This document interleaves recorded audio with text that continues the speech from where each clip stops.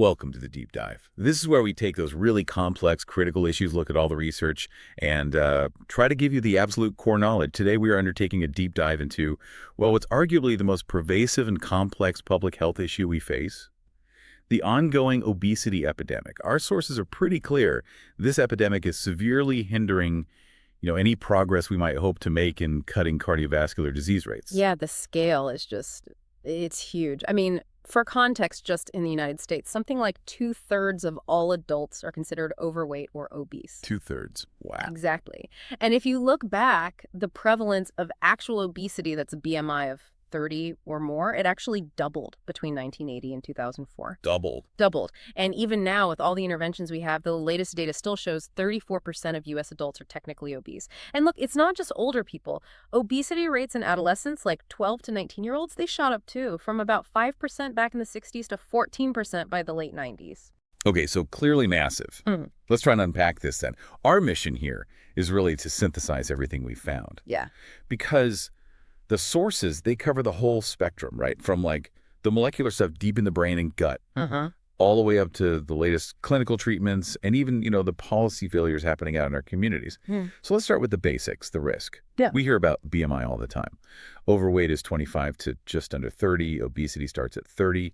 But those numbers are just, well, numbers. What are the actual life-altering health consequences we need to grasp? Oh, they're systemic and serious. Obesity forces the heart to work much harder, so boom, huge increase in heart disease risk. It drives up stroke risk too, mostly because it leads to high blood pressure, which is the #1 cause of strokes. Okay. Then there's the wear and tear, osteoarthritis, especially in the knees, hips, ankles, the joints carrying the load. And something people often maybe don't connect directly is the cancer link. Obesity is tied to increased risk and, unfortunately, mortality for at least 13 types of cancer. Think liver, breast, stomach, prostate. 13 types. That's significant. Now, here's something that really jumped out from the sources, and it kind of reframes the whole issue, I think. We used to focus on just the total amount of fat, right? But the science now points somewhere else. It's about where the fat ends up, this idea of ectopic fat. That's exactly it. Ectopic fat, it's fat stored outside the usual places, accumulating dangerously in organs like the liver and muscle. This is what we call non-adaptive fat, and it's the most metabolically toxic kind. It's a really strong predictor for developing type 2 diabetes or cardiovascular disease. And the amount doesn't have to be huge, right? That's the shocking part. You only need a tiny amount to cause harm. Accumulating just 0.25 kilograms, that's barely over half a pound of liver fat, can significantly increase hepatic insulin resistance, even in a child. Just half a pound.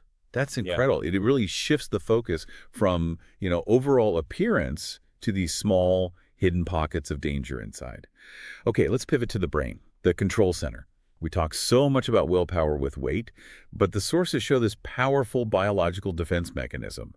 It almost seems designed to prevent lasting weight loss. What's going on there? Yeah, it's the energy homeostasis system. And it's relentless. It doesn't matter if someone is lean or has obesity. Their body uses very similar, very powerful biological tools to defend its current level of body fat. Defend it. Yes.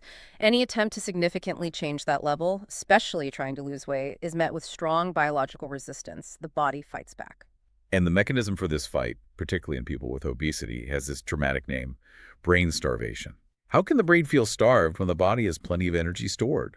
All right, it sounds paradoxical, but this is the core signaling breakdown.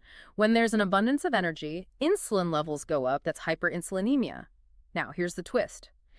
These very high insulin levels can actually cause insulin resistance in the brain, specifically blocking signals from hormones like leptin in the hypothalamus. Leptin tells you you're full, right? Exactly. It's a key satiety signal. So when that signal gets blocked, the brain interprets this defective message as, we are starving. And what happens when the brain thinks it's starving? It tells you to eat more. Precisely. It stimulates appetite and drives persistent weight gain, basically ignoring the body's actual energy surplus. So the brain's getting the wrong message entirely. And if the brain's the control panel, we know hormones from the gut are the messengers. We hear constantly about drugs targeting GLP-1 now. These hormones seem to regulate this really complex pathway in the brain, the melanocortin pathway. Can you sort of simplify that? Sure. Think of it like the brain having two main switches for eating. There's a stop eating switch and a keep going switch. Hormones like GLP-1, which comes from the gut after you eat, and leptin from fat cells, they primarily act on the stop eating switch. They turn it on. Okay. And at the same time, they help turn off the keep going switch, which is driven by appetite stimulating neurons. In obesity, this whole communication loop gets disrupted. The stop eating signal is weak or ignored, and the keep going switch often gets stuck in the on position. That really clarifies the biology. But, the complexity doesn't just stop inside the body. Yeah. What external factors did you find particularly surprising in contributing to this whole epidemic? For me, without a doubt, it was the viral connection. Our sources link a specific virus, human adenovirus 36 or AD36, with an increased risk of obesity. The overall odds ratio is about 1.60, meaning a 60% higher risk, and it's almost double that in A children. virus causing obesity. It's associated with increased risk, yeah. But here's the really weird part. People who have antibodies to AD36, suggesting past infection, tend to have lower serum cholesterol and triglyceride levels. Lower. That makes no sense. It's completely counterintuitive. It seems to promote weight gain through some pathway we're still figuring out, yet it somehow improves certain lipid markers. Very strange. Definitely strange. And before we leave the biology, we have to touch on the microbiome, the gut bacteria. Oh, absolutely crucial. Your gut bacteria are like little chemical factories. When you eat soluble fiber, certain beneficial bacteria metabolize it into short-chain fatty acids, SCFAs.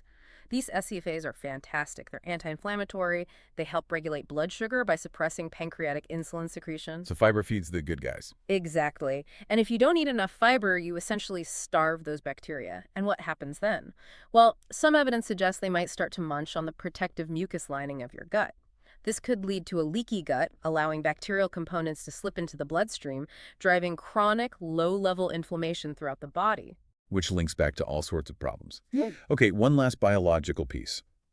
This idea of programming. It sounds almost like what happens before you're even born can set you up for obesity later. That's precisely the concept. The prenatal environment, things like maternal obesity during pregnancy or even maternal undernutrition, exposure to certain environmental chemicals, it's a really critical window for development. These factors can cause what's called maternal programming. How does that work? It seems to work through epigenetic changes, modifications to how genes are expressed without changing the DNA sequence itself. These changes can permanently alter the neural pathways in the developing brain that regulate energy balance, essentially predisposing the offspring to obesity throughout their life. Wow. Okay, so the biological cards can be stacked against you from the very beginning. Given how strong this biological lock seems to be, how are clinicians actually fighting back? Let's shift to interventions. What about behavioral therapies? The U.S. Preventive Services Task Force, the USPSTF, they recommend intensive programs. What does intensive really mean here? It means a serious commitment. Their findings show that for adults with obesity, BMI 30 plus, you need these intensive, multi-component behavioral interventions to get results. The goal is usually achieving or maintaining at least a 5% weight loss, which is considered clinically significant. And intensive in terms of time. Yeah. That's the key. We're talking about programs that often involve, say, a median of 12 individual counseling sessions, or sometimes mixed group and individual sessions reaching a median of 23 sessions just in the first year. 23 sessions. That's a lot. It's a huge time and effort investment, both for the patient and the healthcare system. Okay, which naturally brings us to the medications that everyone seems to be talking about, the new generation of obesity management drugs, or OMDs, specifically the GLP-1 receptor agonists. Right. These are a game changer because they finally give us a tool that works with the biology, targeting those gut-brain signals we talked about. Drugs like semaglutide, known as Wegovy for weight loss, and liraglutide or Saxenda, they mimic natural satiety hormones. So they make you feel full. Exactly. They promote fullness, reduce appetite, and they also help regulate blood glucose. The results can be really impressive. Semaglutide, for instance, showed around a 15% average weight loss in major clinical trials. That's a level of efficacy we previously only saw with surgery. 15% is significant, and the market is clearly responding. How quickly are prescriptions for these drugs actually growing? It's been accelerating fast. Between mid-2017 and early 2024, prescriptions for OMDs overall had a sustained annual growth rate of about 5.3%. By early 2024, the drugs with the highest monthly prescriptions were phentermine, which is an older drug, but also semaglutide, and the newer dual agonist tirzepatide, brand name Zepbound. Interesting. And who's doing the prescribing? Is it still mainly specialists? That's changing too. We're seeing a big shift. By 2024, advanced practice providers, so nurse practitioners and physician assistants, were issuing over 40% of OMD prescriptions. That's nearly catching up to primary care physicians and internists, who are at about 48%. It suggests obesity care is becoming much more decentralized, moving more into primary care settings. That's a major shift. Okay, let's also touch on bariatric surgery. For years, the common understanding was simple. Surgery shrinks your stomach, you eat less, you lose weight. Is it really just about mechanics? That view is really outdated now. Yes, mechanical restriction plays a part, obviously, but the profound and importantly sustained weight loss we see after procedures like gastric bypass or sleeve gastrectomy isn't just about eating fewer calories. So what's the real mechanism? The crucial insight is that these surgeries fundamentally alter the gut-brain axis. They actually rewire the communication pathways between the digestive system and the hypothalamus in the brain. This seems to suppress appetite more effectively, and, critically, it appears to lower the body's biologically defended level of body fat. It resets the thermostat, essentially. That's a great analogy. It's more of a metabolic reset than just a plumbing fix. Okay, so we have this incredibly advanced biological understanding. We have effective behavioral strategies, powerful new drugs, surgical resets. Yet, obesity rates are still sky high. The sources point to this huge gap, the no-do gap, between what we know and what actually happens in practice. Where does that gap even start? Well, a big part of it starts with education, or maybe the lack thereof, within the healthcare system itself. Like you said, the science on obesity pathogenesis is pretty advanced now, but getting that knowledge into routine clinical care, that's suboptimal, to put it mildly. How bad is it? Consider this. One source mentioned that only about 25% of general medical certification exams even include a mention of obesity. Just a mention. Only quarter. Yeah. So that means many healthcare professionals might not have the foundational, up-to-date training needed to really discuss the complexities of obesity management beyond, eat less, move more. And even if a patient finds a knowledgeable professional, there are still hurdles, right? Policy barriers. Absolutely. Policy failure is a massive contributor here. Take the Treat and Reduce Obesity Act in the U.S. It's been proposed multiple times. The goal is to expand Medicare coverage for things like obesity screening, behavioral therapy, and crucially, anti-obesity medications. But it keeps stalling at the federal level. So access is limited, especially for older adults. Exactly. It makes these essential evidence-based therapies financially out of reach for many people who could benefit the most. Okay, zooming out even further now. What about the broader environment, the socioeconomic forces shaping this at a community level? Oh, they're hugely influential. Economics plays a massive role. In the U.S., there's a strong link between poverty and higher obesity rates. A key reason is the food environment. Energy-dense, nutrient-poor foods, think processed snacks. Sugary drinks are often cheaper and more widely available, especially in lower-income areas, compared to nutrient-rich foods like fresh fruits and vegetables. The cost per calorie is lower for the unhealthy stuff. Precisely. Combine that economic reality with the intense marketing of these unhealthy foods, often targeted at those same communities, and you've got a powerful driver of obesity.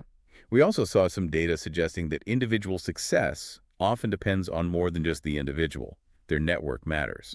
That's a really critical point. Lifestyle changes, diet activity are much more likely to be successful and stick long-term if they're implemented at the level of the couple, the family, or the whole household. It's harder to do it alone. Much harder. Obesity often runs in families, partly due to shared genes, but also very much due to shared environments and habits.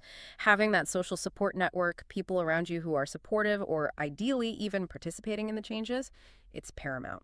Okay, finally, let's look at the community level. The policy side again, we're focused on the environment.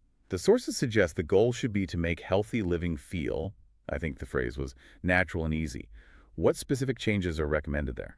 Yeah, the strategies aim to reshape the environment so the healthy choice becomes the easy choice. For example, improving the geographic availability of full-service grocery stores, especially in underserved areas. Studies show that's linked to people eating more fruits and vegetables. Makes sense. What else? Restricting the availability of less healthy foods and drinks in public places, particularly schools. Think vending machines, cafeterias. And on the activity side, it's not just about telling people to exercise more, is it? No, it's about building it into the environment and daily routines. One recommendation is not just requiring physical education in schools, but enhancing those programs so kids are actually physically active for at least half the class time. Quality matters. And for adults, Enhancing the built environment. Things like adding sidewalks and bike lanes, zoning for mixed-use development where homes, shops, and workplaces are closer together. These things encourage walking and cycling not just for recreation, but for everyday travel, making activity a natural part of life. So if we try to, synthesize this whole complex picture, what we're seeing with current obesity levels is really this potent, almost toxic mix. It's rapid social changes, the global food system, economics favoring processed foods, our increasingly sedentary lives crashing into our underlying biological susceptibilities, especially those faulty brain signals we discussed. Yeah, it's definitely a multi-layered problem. Requires solutions from the cellular level right up to federal policy. The things that really stand out to me from our dive are, one, how incredibly harmful just a tiny amount of that ectopic fat can be. Two, the complete paradox of that 836 virus linked to obesity but also lower cholesterol. That's just bizarre.